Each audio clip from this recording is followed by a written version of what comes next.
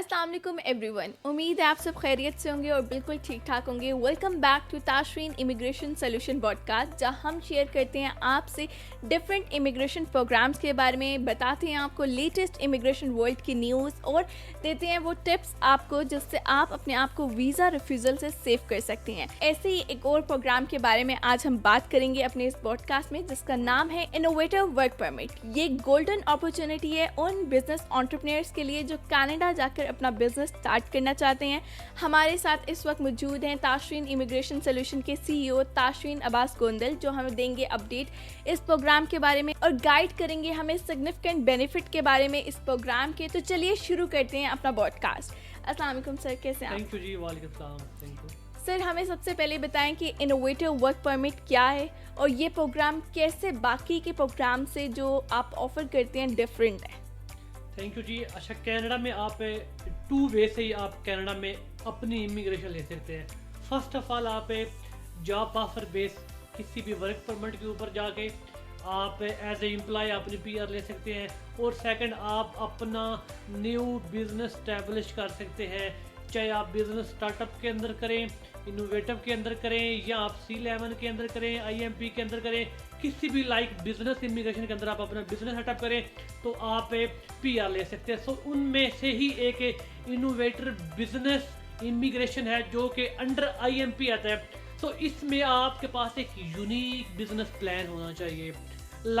इसमें ज़रूरी नहीं है कि आपका पाकिस्तान में कोई रनिंग बिजनेस हो, आउट ऑफ कनाडा कोई बिजनेस हो, आप कहीं जॉब भी करते हैं, आपका एक विजन है, आपके पास एजुकेशन नहीं है, मैट्रिक है, अंडर मैट्रिक है, लेकिन आपका एक विजन है बिजनेस का एक्सपीरियंस है, जिसमें कोई AI कोई टेक इन्वॉल्व है, अपनी खेती बाड़ी करते हैं, काश्तकार हैं आपको अगर यही बिजनेस सिर्फ हम आपको कनाडा में बना के दें, आपको वहाँ पे बिजनेस सेटअप करके दें, आपको लीज पे हम लैंड लेकर दें जहाँ पे आप अपनी ये फार्मिंग करें, ये भी एक बिजनेस हो सकता है।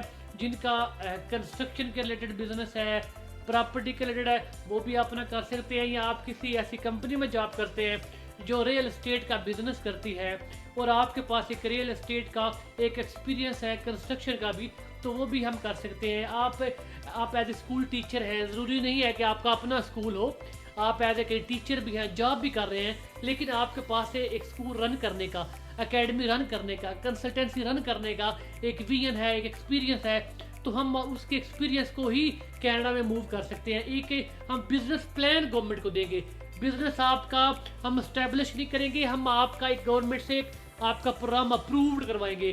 वो जो प्रोग्राम अप्रूव्ड करवाएंगे हम, उसकी बेस पे ही आप अपनी फैमिली के साथ इनोवेटर बिजनेस प्रोग्राम के आप वर्क परमिट ले सकते हैं, जो कि आप इनसाइड कनाडा में जाके अपना उसको आप रन भी कर सकते हैं और अपना वर्क परमिट भी एक्सटेंड कर सकते हैं। Okay, that's a very good information. Sir, हमें ये बताइएगा कि इनोवेटिव वर्क परमिट के लिए आपको कितना बैंक बैलेंस रिक्वायर्ड है? देखिए, सबसे बड़ी क्लाइंट को, जो मेरे फॉलोअर्स को यहाँ पे इशू पाकिस्तान में आ रहे हैं, वो आ रहे हैं आप अमाउंट होल्ड नहीं कर सकते, आपके पास इतने फंड्स नहीं हैं। सो आपको इनोवेटर बिजनेस परमिट के लिए लिविंग एक्सपेंस जस्ट शो करने हैं।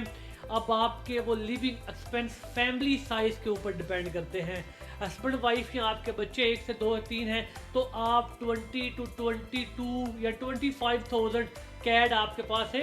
क्लोजिंग बैलेंस 4 से 5 मिलियन होना चाहिए। या आप अगर हस्बैंड वाइफ हैं या सिंगल हैं तो आप 15 to 18,000 डॉलर भी आपके पास से लिविंग एक्सपेंस होने चाहिए। वो ज़रूरी नहीं है कि आपके परमानेंट पड़े रहे, जस्ट आपके पास प्रूफ होना चाहिए लिविंग एक्सपेंस का। मेन क्या होता है कि बैक एंड पे आपके पास एक स्ट्रॉन्ग बिजनेस का एक्सपीरियंस हो, स्ट्रॉन्ग बिजनेस प्लान हो, जो कि आपको पता है कि एज ए लॉयर हम लास्ट 15 ईयर से बिजनेस को डील करते हैं। तो मेरी टीम से आप जब कॉन्टैक्ट करेंगे, हम आपकी प्रोफाइल की असेसमेंट करके आपको हेल्प आउट कर सकते हैं बिजनेस के लिए। ओके सर, मुझे ये बताइएगा कि other than bank statement, what are the other requirement innovator work permit में आपको चाहिए होती हैं? जो देखिए, बैंक स्टेटमेंट तो लिविंग एक्सपेंस जरूरी है, इसमें कोई क्लोजिंग बैलेंस बिजनेस को रन करने के लिए नहीं चाहिए, आपको जस्ट बिजनेस प्लान चाहिए। और उसके बाद पाकिस्तान में डेफिनेटली आपके बच्चों की एज मैटर करती है, जिनको आप साथ एज ए स्पाउस लेके जाना चाह रहे हैं, अंडर 22 के बच्चे होने चाहिए, आपकी मिसेज है, आप हैं, आपकी अगर एजुकेशन है पाकिस्तान में minimum FA intermediate ICS ICOM या डिप्लोमा किया हुआ है तो आपको PR भी मिल जाती है। अदरवाइज़ आपको पाकिस्तान से एजुकेशन की इसमें इतनी नीड नहीं है कि आपको एजुकेशन की वजह से आपको वर्क परमिट आपका रिफ्यूज़ हो जाएगा, ऐसा नहीं है। ये बिज़नेस इमिग्रेशन है तो आपको इसके ऊपर ही देन आपके बिजनेस प्लान के ऊपर आपको वर्क परमिट मिलेगा। सेकंड, आपका मेडिकल क्लियर हो, जो जब आप वर्क परमिट अप्लाई करेंगे तो आपको डायबिटीज़, आपको TB, आपको कैंसर, आपको HIV, ये 3-4 जो मेजर चीज़ें हैं ये आपकी इन केस अगर हैं भी, क्योंकि आपको पता पाकिस्तान में मोस्टली आप कर ले ज़्यादा जो जितनी भी पॉपुलेशन है मोस्टली डायबिटीज़ का भी यहाँ पे पेशेंट काफ़ी है। जितने भी करना चाह रहे हैं हमारे पास जितने भी क्लाइंट्स आते हैं, कुछ क्लाइंट्स की डायबिटीज़ होते हैं, लेकिन मैं ये उनको एडवाइस करता हूँ कि आप जब अपना मेडिकल करवाएं आप अपनी मेडिसिन स्टार्ट रखें, आपका वायरस, आपकी शुगर अंडर कंट्रोल हो, आपको अगर हेपेटाइटिस भी है तो आप अगर उसका ट्रीटमेंट करवा रहे हैं, आपका वायरस नॉट डिटेक्ट है या अंडरलाइन है आपका वायरस, तो आपकी वो रिजल्ट पॉजिटिव नहीं बल्कि नेगेटिव आएगी, तो आपको उसकी वजह से जो आपका मेडिकल होगा वो आपका रिजेक्ट नहीं होगा। सो ये 3-4 चीज़ें हैं जो क्लाइंट की तरफ से रिक्वायरमेंट होती है, so other than bank statement. अच्छा, जब भी हम बिज़नेस इमिग्रेशन की बात करते हैं तो जो प्रोसेसिंग टाइम होता है वो यूजुअली बहुत ज़्यादा होता है, 3 साल, 4 साल, 5 साल। तो इनोवेटिव वर्क परमिट का जो प्रोसेसिंग टाइम है वो कितना है? मेरा ख्याल है अगर हम कंपेयर करें तो विजिट वीज़ा जितना इसका प्रोसेसिंग टाइम है, जब हम आपका एक बिज़नेस प्लान अप्रूव करवाएंगे तो अप्रूव होने के फ़ौरन बाद आपका वर्क परमिट अप्लाई हो जाएगा as a innovator business permit. तो पाकिस्तान से जो वर्क परमिट अप्रूव हो रहे हैं वो 4 से 6 महीने 8 महीने लग रहे हैं। सो टोटल टाइम इसमें तकरीबन 6 से 8 महीने लग जाएगा। सो टाइम मेरा ख्याल है इनफ बड़ा मिनिमम टाइम है। सो अभी आप अगर PR को देखें तो वो 5 साल 8 साल तक उसका टाइम चला गया, लेकिन इसका टाइम सबसे कम है। LMIA की अप्रूवल से भी, आपके बिजनेस सेटअप से भी, आप C11 से भी, या आप IMP से, या आपके स्टार्टअप वीज़ा से टाइम कम है। इसका इनोवेटर बिजनेस परमिट का टाइम 6 to 8 मंथ है मैक्सिमम। ओके, और अगर हम कंपैरिजन करें डिफरेंट बिजनेस इमिग्रेशन प्रोग्राम के साथ तो ये इनोवेटिव वर्क परमिट उनसे कैसे बेहतर कह सकते हैं कि ये प्रोग्राम उससे ज़्यादा बेहतर है? देखिए, कनाडा में कोई भी बिजनेस जो प्रोग्राम है, मैं किसी प्रोग्राम को भी डिग्रेड या किसी प्रोग्राम को मैं ऐसा नहीं करूँगा कि ये प्रोग्राम उससे बेहतर है। हर प्रोग्राम एक अपनी कैटेगरी के अंदर एक टॉप रैंक के ऊपर है।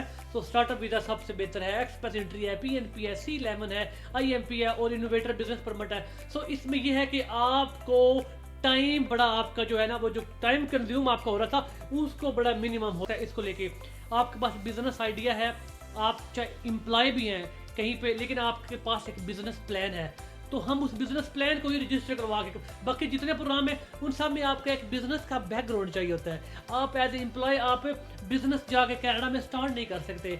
इस प्रोग्राम में आपको ये बेनिफिट है कि आपके पास एक प्लान होना चाहिए। अगर आपका प्लान नहीं है तो आप डिस्कस कर सकते हैं।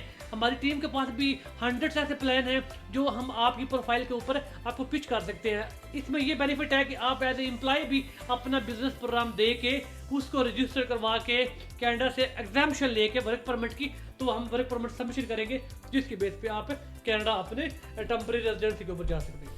ओके सर, अब हम उस बारे में बात कर लेते हैं जो पाकिस्तान से अप्लाई करने वालों का मेजर कंसर्न होता है, वो होता है PR। तो इस प्रोग्राम में क्या PR आपको जाने से पहले मिलती है या वहाँ जाकर आपको 6-7 माह बाद PR के लिए अप्लाई करना होता है? बिल्कुल, ये बड़ा अच्छा क्वेश्चन है। कनाडा में कोई भी अगर अपना बिजनेस सेटअप करता है, बिजनेस कोई भी कनाडा में अगर अपना स्टैब्लिश करता है, तो उसका द एंड ये एम होता है कि मैं अपने बच्चों के साथ सेटलमेंट लूँ, PR लूँ, कनेडियन पासपोर्ट लूँ, कनेडियन बच्चों की एजुकेशन फ्री हो, मेडिकल फ्री हो, मुझे बेनिफिट मिले। सो ये जो इनोवेटर बिजनेस परमिट है इसके ऊपर भी आप अपनी PR ले सकते हैं। PR आपको पता है कनाडा में एक्सपीरियंस बेस पे मिलती है। जब आप अपना बिजनेस 1 साल रन करेंगे या 1 साल का आप टैक्स पे करेंगे तो आप आ जाएंगे कनेडियन एक्सपीरियंस क्लास में।